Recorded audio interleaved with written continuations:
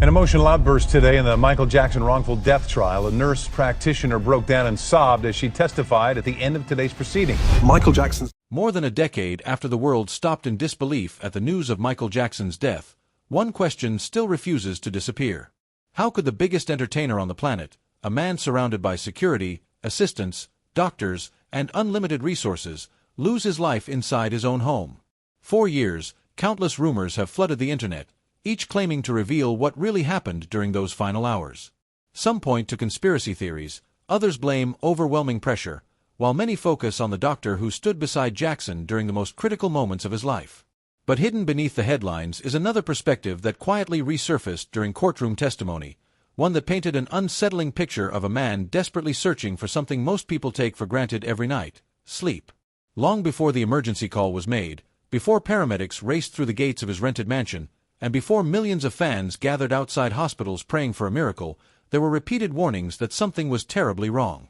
One medical professional would later reveal conversations that haunted her for years, conversations that suggested Michael Jackson himself knew his body was reaching a dangerous breaking point.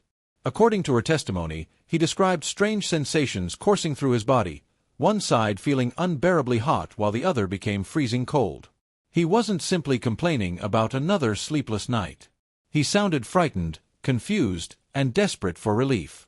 Those words would become impossible to forget once the tragic events of June 25, 2009 unfolded.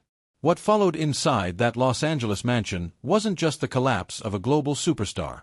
It became the beginning of one of the most scrutinized medical investigations in entertainment history. Every phone call, every prescription, every witness statement, and every second leading up to the arrival of emergency responders would eventually be examined in court. As investigators reconstructed the timeline, they uncovered a story far more complicated than anyone first imagined. It wasn't a single mistake or one isolated decision that led to disaster. Instead, the evidence suggested months of mounting pressure, relentless rehearsals, chronic insomnia, and a dangerous dependence on powerful medications that had slowly pushed Jackson toward a point of no return. The courtroom would eventually hear testimony from doctors, paramedics, security guards, family members, and close associates. Each witness carried one small piece of a much larger puzzle. Alone, their accounts seemed incomplete. Together, they revealed a heartbreaking portrait of a man admired by millions but quietly struggling behind closed doors. And perhaps most disturbing of all was the realization that several people recognized the warning signs before it was too late, yet no one managed to stop the chain of events already unfolding. Among the most emotional witnesses was nurse practitioner Cherilyn Lee, a woman who had known Michael Jackson before his final days.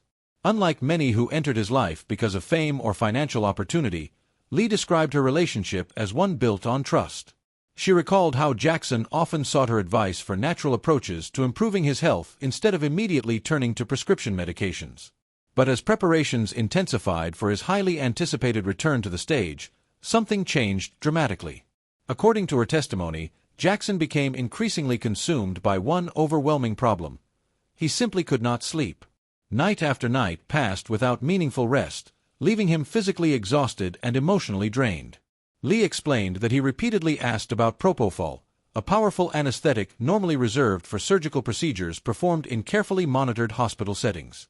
She said she warned him that the drug was never intended to be used as an ordinary sleep aid and that administering it outside a proper medical environment carried enormous risks. Yet Jackson appeared convinced that nothing else could solve his insomnia. One conversation in particular would remain etched into her memory forever. Days before his death, Jackson reportedly contacted her in obvious distress, describing an alarming sensation spreading through his body. He explained that one side felt intensely hot while the other felt freezing cold. Lee later testified that she urged him to seek immediate medical attention because those symptoms suggested something far more serious than simple exhaustion. Looking back after his death, she admitted that she wished she had done even more to intervene, even though she knew she could not control the choices made by others around him.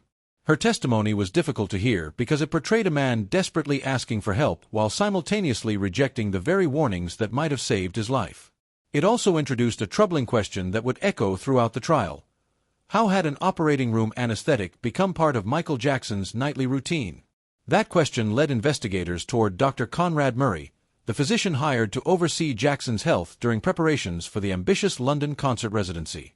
As more evidence emerged, Prosecutors argued that Murray crossed professional boundaries by providing treatments that no responsible physician should have administered in a private bedroom.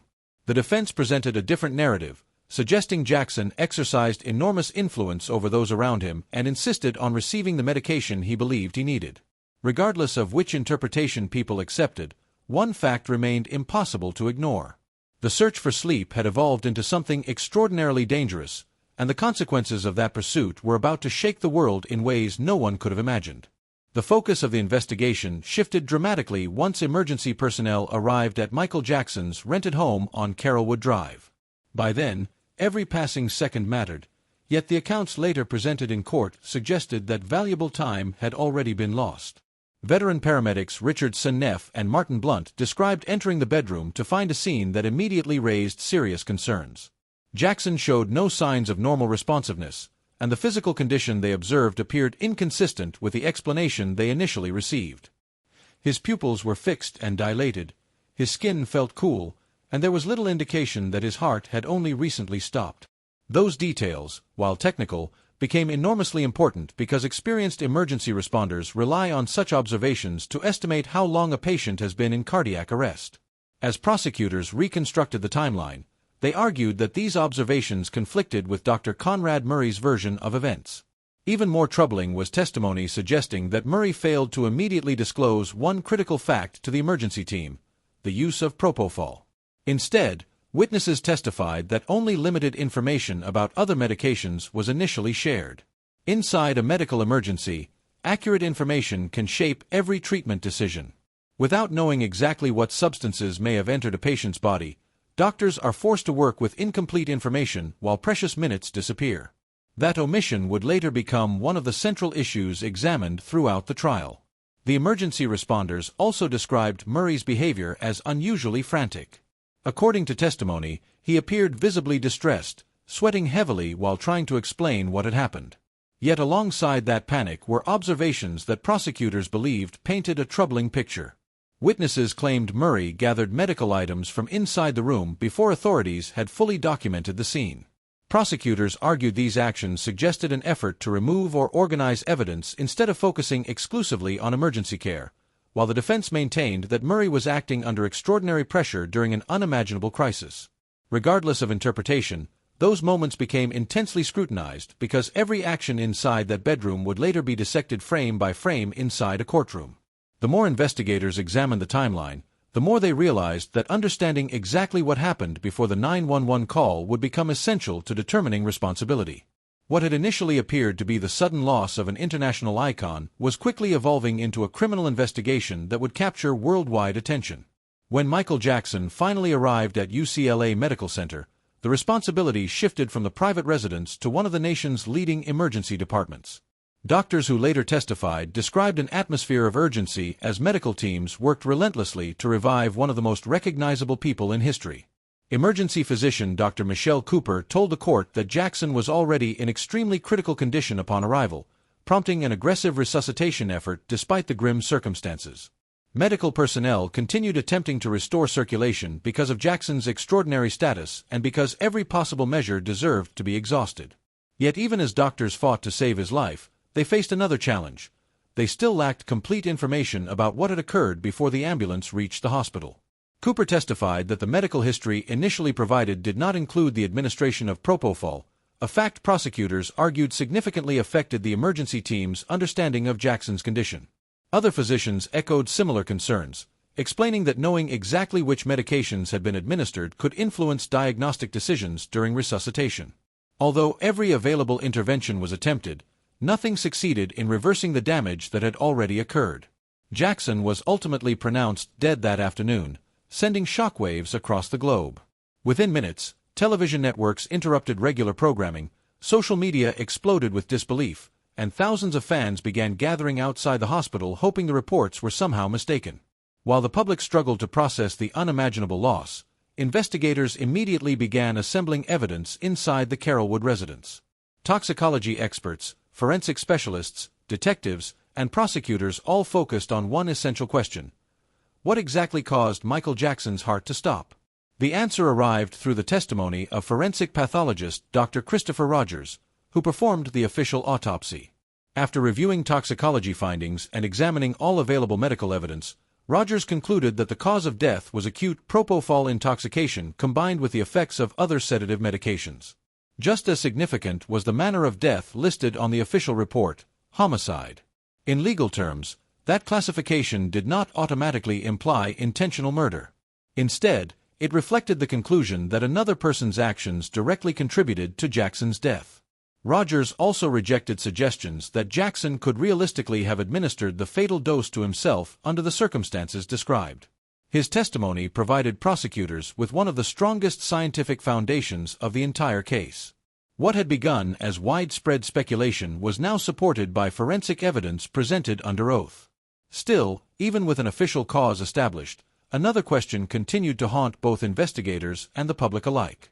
How had one of the world's most famous entertainers become so dependent on an anesthetic intended only for carefully monitored surgical procedures? That answer, prosecutors argued, required looking far beyond the final morning and examining the months of pressure, exhaustion, and increasingly risky medical decisions that preceded the tragedy. As investigators continued assembling the timeline, it became increasingly clear that Michael Jackson's final weeks had been marked by far more than sleepless nights. Behind the excitement surrounding his planned return to the stage was an exhausting schedule that demanded near-constant rehearsals for what was expected to be one of the biggest concert events in history. Director Kenny Ortega later testified that he had witnessed moments when Jackson appeared unusually fatigued, confused, and physically fragile during rehearsals. He recalled seeing an artist who desperately wanted to deliver unforgettable performances but whose body often seemed unable to keep pace with his ambitions. Those observations weren't isolated. Members of Jackson's staff described a man who sometimes appeared energetic and optimistic, only to look completely drained hours later. Prosecutors argued that this pattern reflected the growing impact of severe insomnia combined with powerful medications. At the center of that debate stood Dr. Conrad, whose medical decisions would soon become the subject of intense courtroom scrutiny. Expert anesthesiologist Dr. Stephen Shafer explained to jurors why administering Propofol in a private bedroom represented an extraordinary departure from accepted medical practice. In hospitals, the drug is typically used only with specialized monitoring equipment, trained personnel, continuous oxygen support, and immediate access to emergency resources should complications arise. According to Shafer, those safeguards existed because Propofol can rapidly suppress breathing and cardiovascular function if not carefully managed. Prosecutors argued that none of those protections were adequately available inside Jackson's home. The trial also featured testimony from security personnel and household employees who described the frantic moments immediately following the emergency. Alberto Alvarez told jurors he was instructed to collect medical supplies before emergency responders fully secured the scene, testimony prosecutors used to suggest that protecting evidence may have taken precedence over preserving the truth.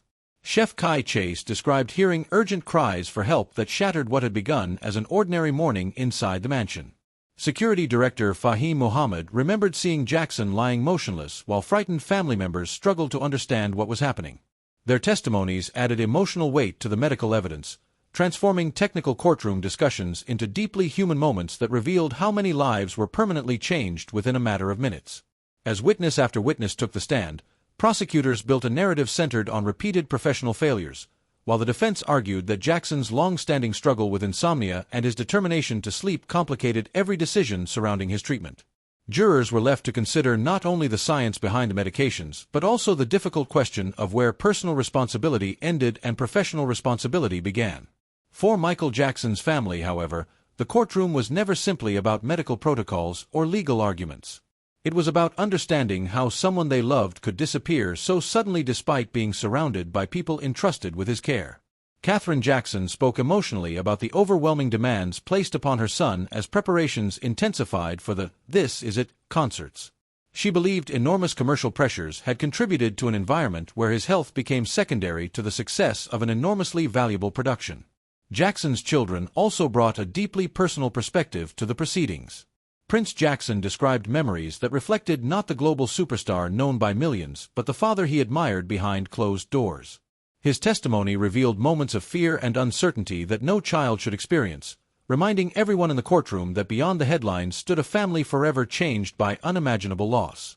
Paris Jackson spoke about watching her father's exhaustion grow more visible in the weeks leading to his death, recalling how demanding schedules appeared to consume nearly every aspect of his daily life. Their words shifted attention away from celebrity and toward the private human cost of the tragedy. Other family members expressed frustration that they had not fully understood the extent of Jackson's dependence on powerful medications before it was too late. Some questioned whether stronger intervention might have altered the outcome, while others argued that the singer had become increasingly isolated from those who genuinely wanted to protect him. The prosecution ultimately maintained that regardless of Jackson's personal struggles, physicians have a professional obligation to refuse treatments that place patients in unreasonable danger. After weeks of testimony, scientific evidence, and emotional witness accounts, the jury reached its verdict. Dr. Conrad Murray was found guilty of involuntary manslaughter, concluding one chapter of the legal process while leaving many emotional questions unanswered. Even after the conviction, public debate continued over whether the tragedy reflected the failures of one physician alone or exposed broader problems involving celebrity culture, prescription drug dependency, and the immense pressures placed upon world-famous performers. More than 15 years later, Michael Jackson's music continues to inspire new generations. His influence on popular culture remains undeniable, and his performances still captivate audiences around the world. Yet his final story serves as a sobering reminder that extraordinary success does not guarantee protection from vulnerability. Behind the sold-out arenas, record-breaking achievements, and worldwide admiration was a man searching for rest, struggling with relentless expectations, and surrounded by decisions whose consequences became irreversible. His legacy lives on through timeless music, unforgettable artistry, and lessons that continue to resonate far beyond the courtroom, encouraging conversations about patient safety, responsible medical care, and the importance of recognizing warning signs before they become irreversible tragedies. Even after the courtroom emptied and the verdict became part of history, many of the questions surrounding Michael Jackson's final months continued to fascinate people around the world. His death was no longer simply viewed as the loss of an entertainer, but as a cautionary story about the immense pressures that can exist behind extraordinary fame. Investigators had reconstructed the final hours, experts had explained the medical evidence, and jurors had reached their decision, yet countless people were left wondering whether the tragedy could have been prevented long before that final morning. Looking back, several witnesses described warning signs that appeared increasingly obvious in hindsight. Jackson's persistent insomnia, demanding rehearsal schedule, visible exhaustion, and growing dependence on medical intervention formed a pattern that became much clearer once every piece of evidence was placed together. While no single witness possessed the entire picture during those final weeks, the trial demonstrated how each person had observed one fragment of a much larger crisis unfolding behind closed doors. Medical professionals emphasized that severe sleep deprivation alone can affect judgment, emotional stability, and physical health, making appropriate treatment essential. However, they also stressed that medications intended for highly controlled surgical environments require safeguards that cannot simply be recreated inside a private residence. That distinction became one of the most significant lessons to emerge from the case. For fans, the emotional impact extended beyond legal findings because Michael Jackson represented far more than a recording artist. His music crossed generations, cultures, and languages, inspiring millions through performances that redefined modern entertainment. News of his passing triggered an unprecedented global response, with memorial gatherings appearing across continents as people celebrated not only his achievements but also the personal memories his songs had created throughout their lives. Years later, documentaries, interviews, books, and court records continue to be examined by those seeking a fuller understanding of what happened. Yet despite endless discussion, one reality remains unchanged. Behind the worldwide fame was a human being facing vulnerabilities that wealth and celebrity could not erase. His story continues to encourage conversations about physician responsibility, ethical medical practice, prescription drug safety, and the importance of recognizing when overwhelming professional pressure begins to threaten personal well-being. Although the legal case eventually reached its conclusion, the broader lessons remain remarkably relevant today. Michael Jackson's extraordinary talent ensured that his artistic legacy would endure for generations, but his final chapter also serves as a powerful reminder that protecting health must always come before performance, deadlines, or commercial success. In the end, perhaps the most enduring legacy of the case is not only the verdict delivered inside a courtroom, but the hope that future tragedies might be prevented if warning signs are recognized earlier, difficult conversations are no longer avoided, and those entrusted with another person's care choose responsibility over pressure, integrity over convenience, and compassion over every other consideration.